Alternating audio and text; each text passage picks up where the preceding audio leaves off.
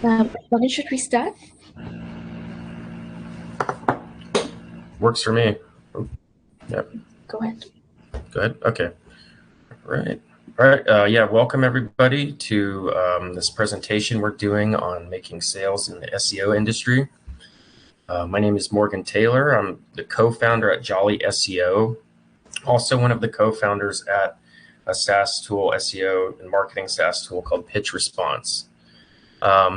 And I have a presentation, but I'll kind of just go into a little bit more background about myself. And so this is an agency that me and my partner, Greg Heilers, started about 5 years ago.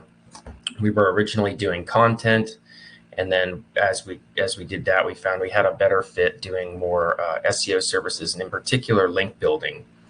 And even more, and as we've gotten even more niche than that to focus on two particular types of link building, and that's where we kind of found our market fit. As a lot of founders probably could relate to, I've had to do a lot of sales at the agency. We haven't always had a sales rep, and sometimes that's just the founder's place. So over the years, I feel like I've learned quite a bit on what makes a successful sale in the SEO world and how you can filter out bad leads, how you can identify good leads, and a few other strategies to help you close that. I know Priyam's mentioned it's a highly saturated industry, so anything you can do to stand out is always a huge plus. So I'm going to go ahead and dive in.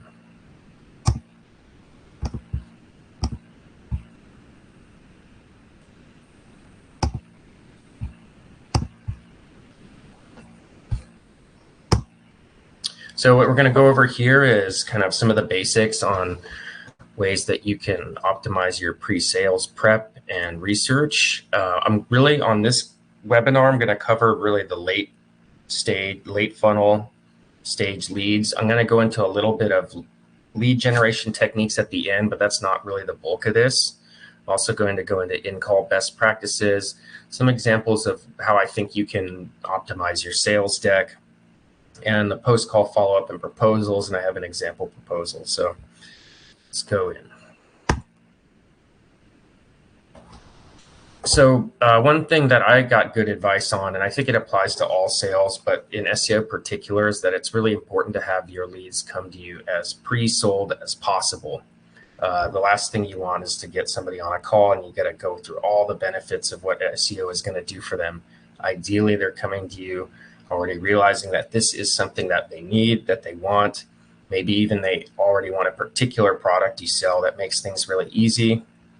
I mean, we don't always have that luxury, but the more you can do to prep them for that, the better. And one place that starts in the late stage funnel is with a booking form, which has, I'm sure we all have booking forms, but if you're just collecting their email and their name, that's probably not going to do it. So I'm going to show you an example of something that we use.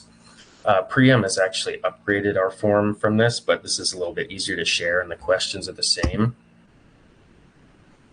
So of course we're going to get their name, their email, their phone number, their website URL, but ideally we want to identify exactly the service that they're going to go for and what their SEO goals are. So that way when they come into the call, you can already have a product prepped or a deck prepped or something like that. It's also good to get an idea of their budget. This is another important question. And that can also save you time if someone is just not qualified. These take only a few minutes to set up, but they're extremely valuable. If you use something like HubSpot, Calendly, you can also set follow-up emails when somebody books a call with your agency. I also like to make sure that they viewed some information on our products. Ideally, you have a video that they can go through that they're going to see. So again, it's kind of pre-selling them. They're going to come in, they're going to have seen some stuff. You're not going to have to explain your service or product from scratch.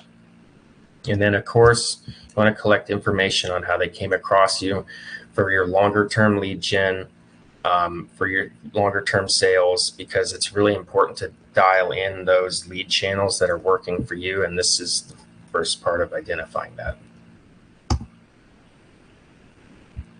And then once they do book or enter your late stage funnel, you should already have an email series set up going out to them. It's something that I know that we've done more extensively in the past, but it's always good. And this is an example of something that I use.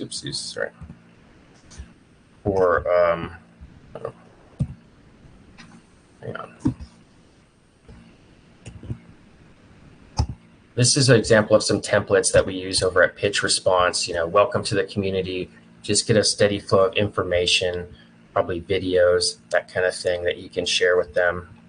And we have a series of emails. So they're always being given bits of information on a weekly or daily basis leading up to the call and after the call.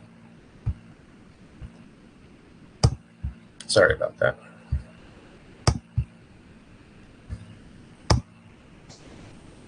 And then when I do a call, I always want to make sure I have a pre-call checklist.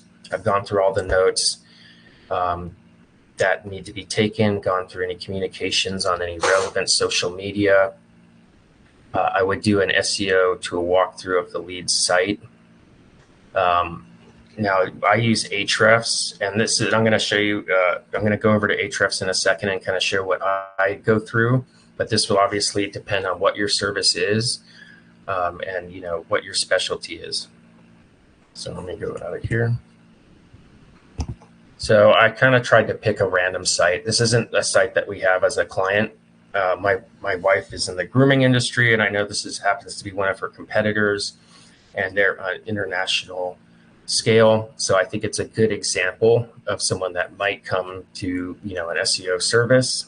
They're called BarkBus. So when I use this tool, and I know a lot of people might use something like SEMrush, but I think the gist of it is that you can see the same things. And the way I like to think of it is not how can we find a way to craft an offering for this person, but really how can I look for areas where our service is going to fit neatly into what they need, right? And so that's going to save you time on the production end, make it an actually viable account. And, if they're truly not a good fit, that's fine. But I think it's pretty rare that you look into something and find that there's nothing you can do to help this site. So generally, I would go into the overview section on this. Now, if you're in link building, like we are, one easy metric that you can always bring up to people is the domain rating. And I know to me, it's a bit of a vanity metric, but it does matter to people. And it's an easy sell if you do link building or offer link building, because that is pretty much the easiest metric that you can increase in a guaranteed way with link building. Traffic will go up, but DR is really just based on someone's backlink profile. So that's an easy one to target right off the bat. And then you can check out search as well. But for me, I would go into their backlinks, because again, we're a link builder. If you're doing content, you can always go, I would check out their keywords that they're ranking for and say like, okay, these are, I checked out your site. These are the keywords I'm thinking that we can actually get that are attainable, and we want to make some content around that.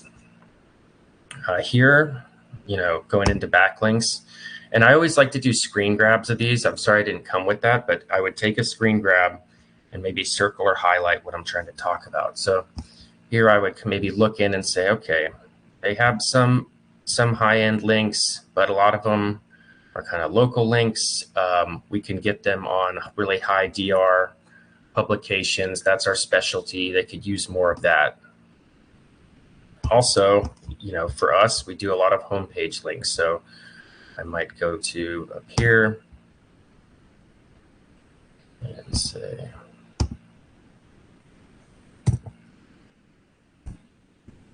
for their brand, something like that. And say, okay, well, typically most of our clients do about 40 to 50% branded links to their homepage or homepage links. We think that we can help you out with that and maybe do a few highlights there. So again, it's looking for ways that you can find that your service fits in neatly to what, where they're lacking, not the other way around. And again, I might take a few screen grabs of that to take into the call with me to show that I've done my research. And that's kind of part of doing your pre-call checklist.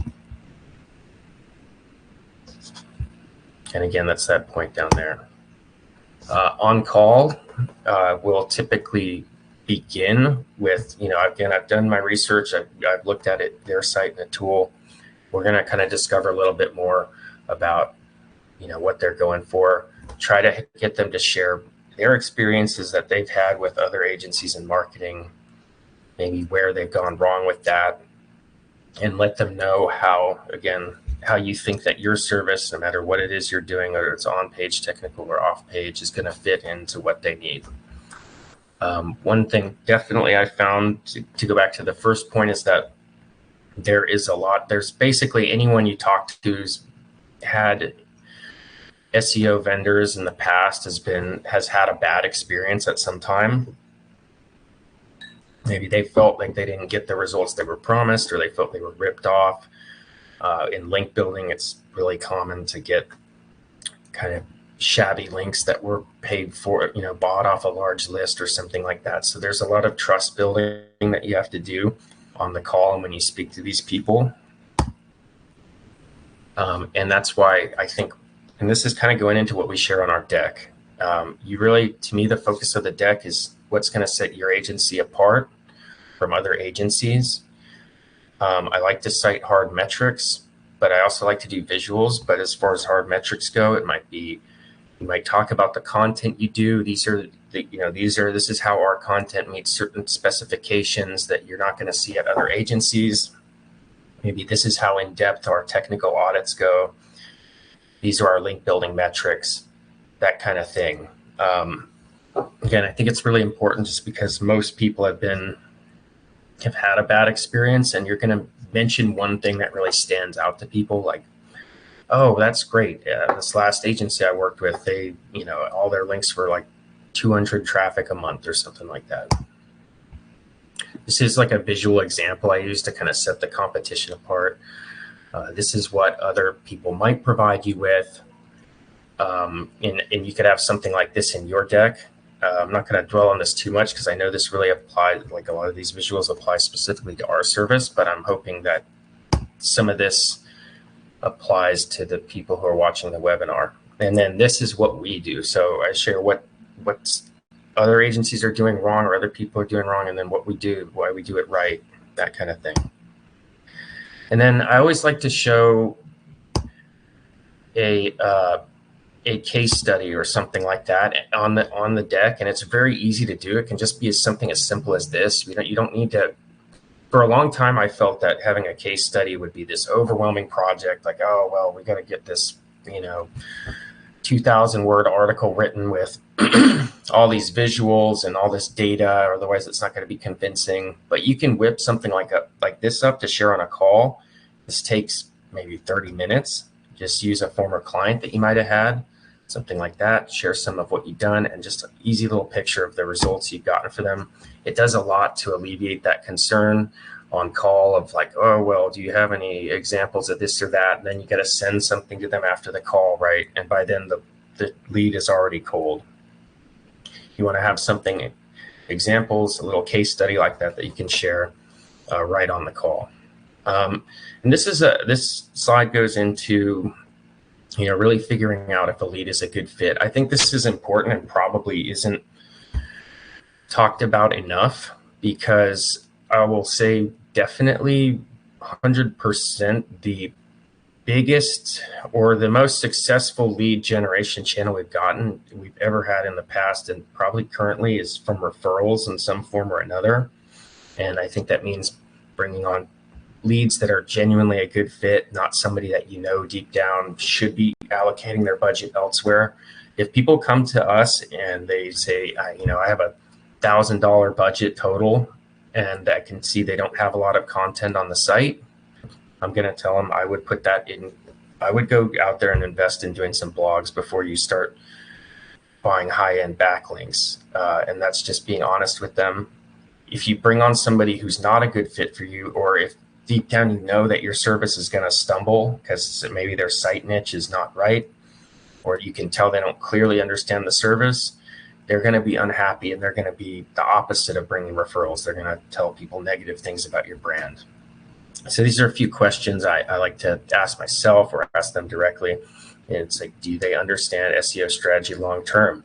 Is this somebody that's going to come back in 2 weeks and wonder why their traffic hasn't doubled? Have you made it clear the timetables? On the deck I would actually use, I do have that visually laid out. I didn't put that in here just to, to save time. Does the site make sense for your service? Is your specialty doing helping local businesses, getting them in directories, working on, reviews and that kind of thing, or are they like an e-com or SaaS client? That definitely makes a difference.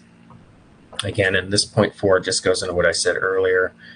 If you're setting up a client that's not a good fit, it's going to end up losing you leads in the long run. I've had a lot of people that I've turned away and just been honest with, actually refer qualified clients to at a later date. So that does happen. Creating a proposal. This is something that is an important step especially for the higher end clients, kind of those enterprise level clients, if you will, or just someone who's definitely has a big budget. Maybe they're not ready to put money down right then. This is something I would have the experts on my team do. And that's like going into a lot more depth than what I would do on, say, Ahrefs before a call. And this is an example of one. I took the client name out, but really it's like I said, it's a bit involved. If you have someone on your team that can spend maybe an hour or 2 hours doing this, and you think the lead is worthwhile, it does make a difference. And this would go into the in-depth into the strategies we would use and kind of where would we target and why. So reverse engineering competitor backlink profiles, going into how we would do our guest post campaign and sharing a ton of examples, that kind of thing. And I'm sure you get the idea. And then we have a third strategy here. So really goes into detail, really showing that you're doing your homework, that you have a well thought out campaign in mind. It's worth the extra steps especially for those bigger clients.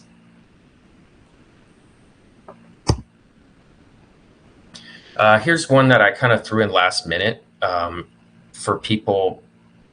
This is something that's come up with us before. When you're doing sales, you get a lot of interest maybe from white label partners. And so this is sort of my advice in terms of how to do a proper sale with a white label partner that's going to set you up for a long-term relationship. And so I like to always make sure, are they going to, if I advertise an identical service to yours, like literally advertise it like that, you're probably setting yourself up for a long-term net loss for yourself. So for example, if we do Haro backlink building and some agency wants to white label, and they are, a couple weeks later, they put up a page saying that they do Haro backlink building, it's probably not going to work out too well. If they're willing to keep it under the umbrella of their general link building, that's something that could work. Another question really similar to the agency in the same advertising space as you. Are they in your lead channels and your groups? Again, that could set you up for problems down the line and your long-term lead gen funnels. It's probably not worth making that easy sale right off the bat. And then again, like, what's the markup? Are they charging? Are they just going to come in and double the price right away or something like that? Or is it going to be a reasonable price increase, that kind of thing? And then finally, I can't stress this one enough. Be sure when you're on a call with somebody interested in doing a white label partnership, that they 100% understand your service, because they are the people that if you engage with them are going to communicate it to their clients. And those people in turn might end up being unhappy if that's not communicated well. So you're kind of playing a telephone game when you do white label. And so there's a lot of room for unhappy people. And I know in theory, it's not your name on the line, but really it kind of can get around. So, and that's it with the presentation. I did want to talk about lead gen a little bit right now, and just kind of what successful Funnels or channels we've used. I think we'd like to do a longer webinar on lead generation at some point later, so I don't want to share too much, but I'll just share what's worked well for us. And in terms of social media, LinkedIn has been, in the past, historically a good channel for SEO, I think. It just depends on what your campaign is. We've really invested a lot in my personal profile. Greg has in his, our co-founder Greg, and we've done campaigns really finding out, what ties, back when we only did our Haro outreach service, what ties the Haro users together. Can we identify that and then make of LinkedIn reach out, like, hey, I seen you in this article or that article or something like that. That one has worked historically pretty well for us. The other thing that I think, the other social media advice for lead generation I would give is to establish a group for yourself, or at least become a well-known member in a respected SEO thing like Facebook. I know we just brought out our own Circle community, but even before that, we still have it, just a regular Facebook group where people get together and share thoughts and advice on white hat link building styles. It's a really effective way to generate noise, to develop your brand, to bring in leads, and especially referrals. We've also sought out groups like Traffic Think Tank, for instance. I don't know if anyone's heard of that. It's a Slack group that is kind of for like-minded SEO agency owners and SEO freelancers, that kind of thing. Really, really good for networking. We've gotten a lot of referrals through it, so it's been a huge success in terms of our lead gen. So I would say, instead of focusing necessarily on the shorter term paid ad route exclusively, it's worth doing the slower lead generation tactics on social media, really building up your reputation, put yourself out there, do an AMA Ask Me Anything on a Facebook group that you like, that kind of thing. It really pays off after a few months.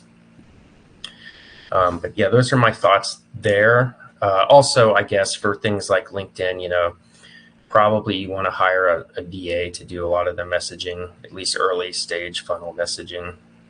So don't do that all yourself. But that is the webinar, and I hope everyone liked it, and I look forward to answering any questions you guys have at the end of this. If you have even specific lead questions you want to ask, I'm happy to kind of go into that and spitball with you. So thank you.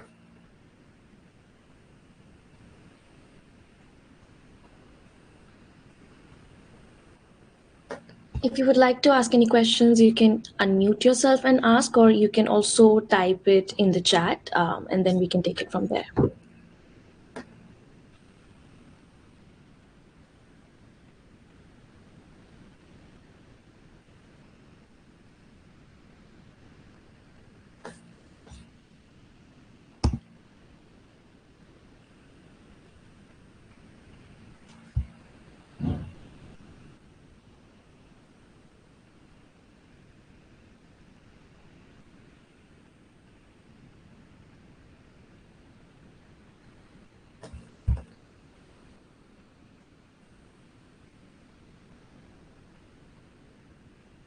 All right. Well, I think we're probably good, Priyam. Yeah, sorry, I was saying with my mic mute, sorry. I think, yeah, Andrew messaged on the chat that we're all good. So I guess we can just end the webinar here and then have the recording available in some time. Cool. All right. Well, thanks for joining, everyone. Yeah, thank you, guys.